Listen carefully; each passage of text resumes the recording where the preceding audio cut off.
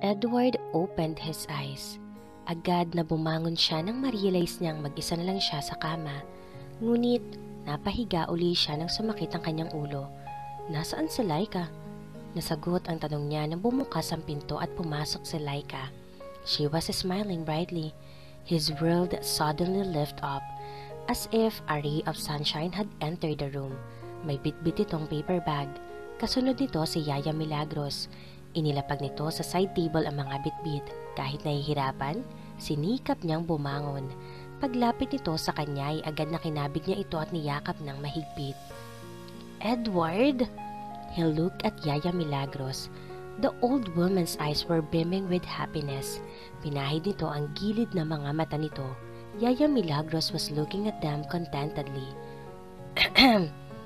Mauuna na ako sa inyo mga anak. Paalam ng matanda. Kumalas si Laika sa pagkakayakap sa kanya. Pero akala ko po ba, Yaya? Kaya mo nang alagaan ang asawa mo, iha. Makakagulo lang ako sa inyo. Ngumiti ito ng makahulugan. Si Yaya talaga? Namumulang sabi ni Laika. Oo nga naman babe, makakaistorbo lang si Yaya sa atin. Pilyong kinindatan pa ni Edward si Yaya Milagros na lalong nagpamula kay Laika. Oh siya sige, may iwan ko na kayo. Pagkalabas ni Yaya Milagros ay agad na inabala ni Laika ang sarili sa paghahanda ng pagkain niya. Hindi ito tumitingin sa kanya habang ginagawa iyon. Nagtimpla ito ng gatas at ibinigay iyon sa kanya. Milk? But I don't drink milk, babe. Sabi ni Edward. Umunot naman ang noon ni Laika. But you have to. Seryosong sabi nito at iniabot ang mug sa kanya. All right. You win. I'm going to drink this but please just don't stare at me like that again. Nagsasayaw pa rin ang mga mata nito sa katuwaan. Pagkatapos niyang uminom at ibaba ang mug ay bigla itong tumawa. Siya naman ang napakunot ang noo. May gatas ka sa ibabaw ng bibig mo. Paliwanag nito. Mukha ka tuloy may puting bigote. You look so funny, just like the first time I saw you. At muli itong tumawa. Edward was stunned. Nakatulala lang siya kay Laika. Every woman would pale in comparison to her. Hindi na marahil siya mabubuhay nang hindi nasisilayan ang pagtawa nito. Natulala siya nang bigla itong lumapit sa kanya at punasan ang itaas ng bibig niya. Hindi niya magawang alisin ang mga mata sa magandang mukha ng asawa. She was talking but he didn't understand a word she said. Mas nakapokus ang atensyon niya sa bawat paggalaw ng bibig nito. Edward, naiintindihan mo ba ako? Untag ni Laika. Nope. Pag-amin ni Edward. Alright, I'm gonna say it Hindi na niya ito pinatapos sa sinasabi nito.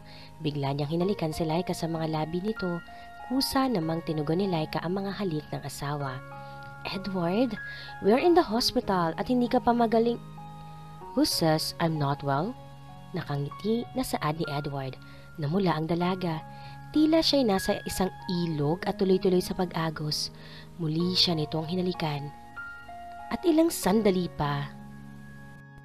Kinailangan pa niyang itulak ito palayo para lang patigilin ito sa ginagawa dahil sa katok na narinig nila. Lumakas ang mga katok sa pinto. She went to the door hurriedly and opened it. Isang nakakunot noong nurse ang napagbuksan niya. She could not return her gaze. She was guilty. Si Edward naman ay kampanteng-kampanteng sumandal sa headboard ng kama. Ilang araw na mula nang makalabas ng ospital sa Edward, magaling na ang mga sugat nito sa ulo, gayon din ang mga gasgas nito sa braso. Natutuwa naman si Laika sa mga nangyayari. A lot of things had changed in their relationship. He had changed in ways she had never imagined, not even in her dreams. He was now a different person. She even saw a strange emotion in his eyes that she couldn't name. Isang araw ay ipinagluto siya nito. She comfortably sat at the kitchen table, watching him. Edward, are you sure you know what you're doing? Naaaliw na tanong ni Laika rito. Nanlalalim kasi ang gadla nito sa noo sa pagkakatitig nito sa niluluto. Tila nahihiyang bumaling ito sa kanya at pilit na ngumiti. Yeah, just stay put babe. I've got this. By all means, she said as her eyes twinkled with gladness. Sinimulan nito ang pagsamasamahin ng mga Ricardo. Tila seryosong-seryoso ito sa ginagawa. He looked cute and lovable. The past few days had been amazing. She saw a different side of him, or rather, the real Edward. Mula nang makalabas ito ng ospital, wala na itong ibang ginawa kundi samahan at alagaan siya. Minsan nga ay naiisip niyang baka nabagok ang ulo nito kaya ito nagbago. But then again, she knew in her heart that it had nothing to do with his accident. Edward, I can help you a bit. Nakangiting sabi niya. Nahihiyang tumingin ito sa kanya at napakamot sa ulo. A little help maybe? Natawa si Laika. Natawa rin ito. Tumayo siya at tumabi rito. Let me see that. Napakunot noo siya ng matitigan ng laman ng kawali. Edward, what is this? Menudo. Sagot nito habang napapakamot sa ulo, halatang naiilang ito. Really? It doesn't look like it. She found his expressions very amusing and laughable at the same time. Lahat talaga ng mga reaksyon nito ay hindi nakakaligtas sa paningin niya. Sorry babe, seems like I got the recipe wrong. You don't really cook, right? As a matter of fact, I do. Bigla itong namula sa kahihiyan. She laughed merrily. We can still save this. Talaga, babe? His eyes beamed with happiness. Tila bata ito na binigyan ng candy. All you have to do is to sit back and relax. She literally forced him to sit on the chair that she was sitting on a while ago. But babe, he tried to protest but she cut him off. Ako na ang bahala. She started waving magic on his menudo. Even if she couldn't see him, she was sure he was looking at her. She could feel his stares. Maya-maya pa ay natapos na niya ang pagliligtas sa menudo ni Edward. He set the table. Ilang saglit pa ay magkaharap na silang kumakain. Nang sumubo ito ay nakatitig lang siya rito. Hinihintay ang magiging reaksyon nito. Ninenerbiyos siya. Naalala kasi niya ang panahong iniinsulto nito ang mga luto niya. He slowly chewed the food. She nervously waited for his response. She almost shouted when he smiled. This is good. Puri nito. Luto mo yan, no? She started eating. Nope. Yung luto ko, tiyak na hindi natin makakain, no? You saved my menudo. You're really an angel.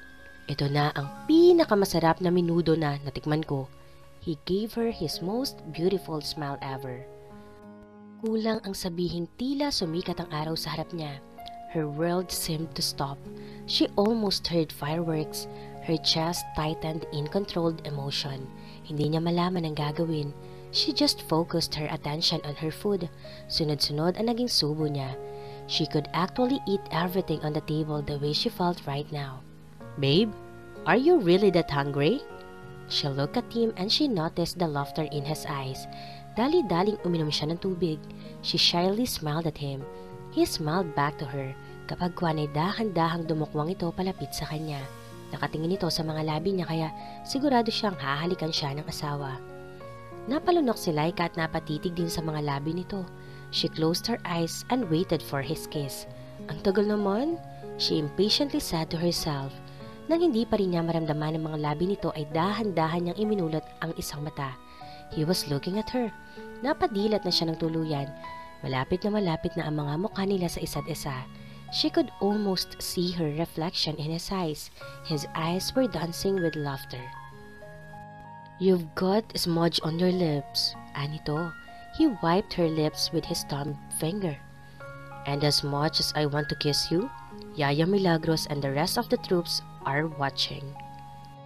Tama ito. Dahil nakita niya sa gilid ng kanyang mga mata si Yaya Milagros at ang ibang kasambahay na animong mga kitikiting nagsisikuhan at nagbubulungan habang nakasilip sa entrada ng kusina. He kissed her forehead instead and go back on his seat. He winked at her at ipinagpatuloy na ang pagkain. Kahit tila wala pa rin sa sarili ay masaya niyang ipinagpatuloy ang pagkain. Saan ba talaga tayo pupunta, Edward? Tanong ni Laika rito. She felt excited and nervous at the same time. She could sense that he was up to something.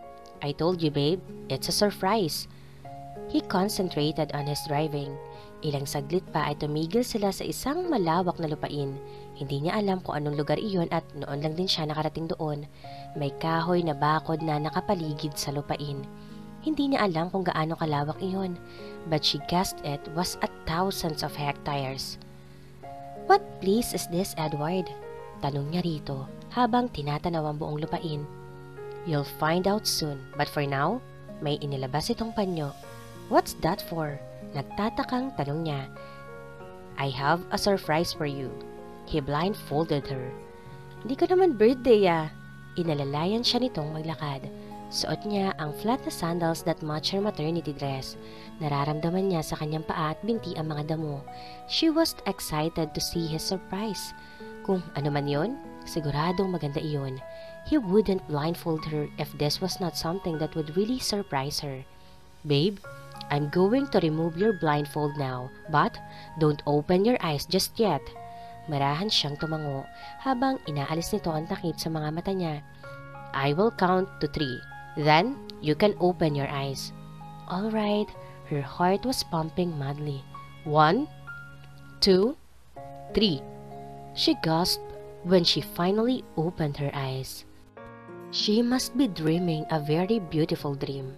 Puno ng bulaklak ang paligid. Roses, crimsons, tulips, name it. Naggagandahang bulaklak na hindi na niya kayang pangalanan ng iba. In the middle of the flowers was Edward.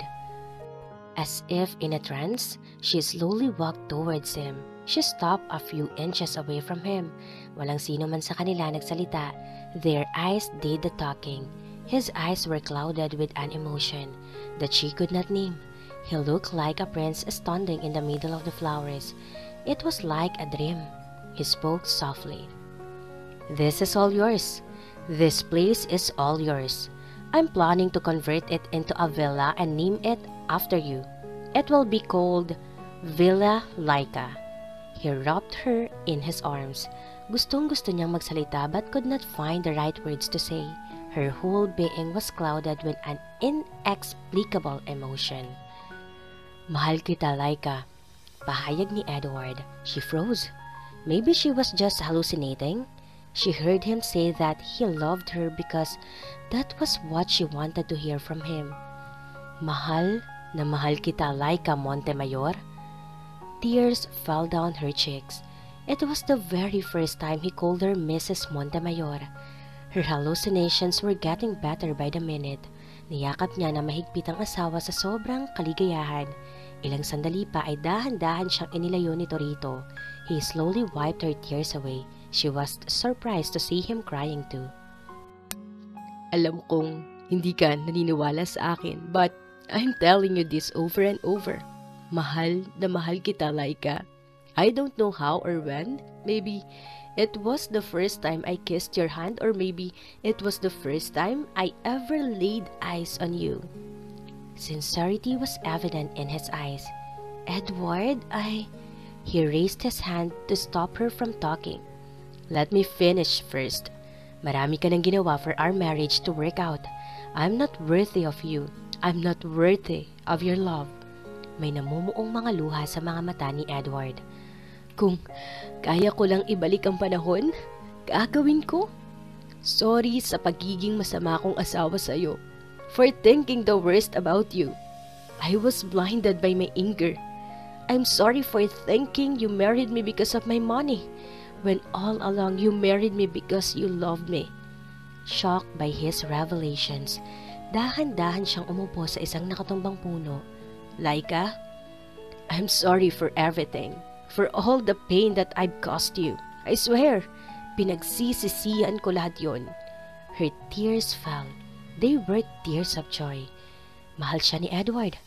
This was the happiest moment of her life. Nag-angat siya ng paningin dito. Remorse and guilt were written on his face. She slowly walked towards him and sat beside him. She wanted to wipe his tears away and to reassure him that she loved him too, and that she wasn't angry with him. She raised her hand and touched his face. "Kapag umiiyak ka, naiiyak din ako. Kaya huwag ka na malungkot.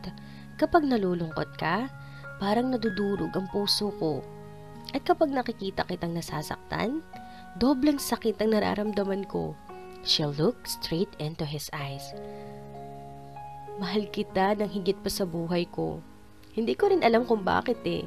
Ang alam ko lang, nagising na lang ako isang umaga na mahal na kita. I married you because I love you so much. Hinawakan nito ang pisngi niya at dahan-dahang lumapat ang labi nito sa kanya. Napakasaya naman ni Laika ng sandaling iyon. At dito na po nagtatapos ang kabanata ng ating kwento. Maraming salamat po.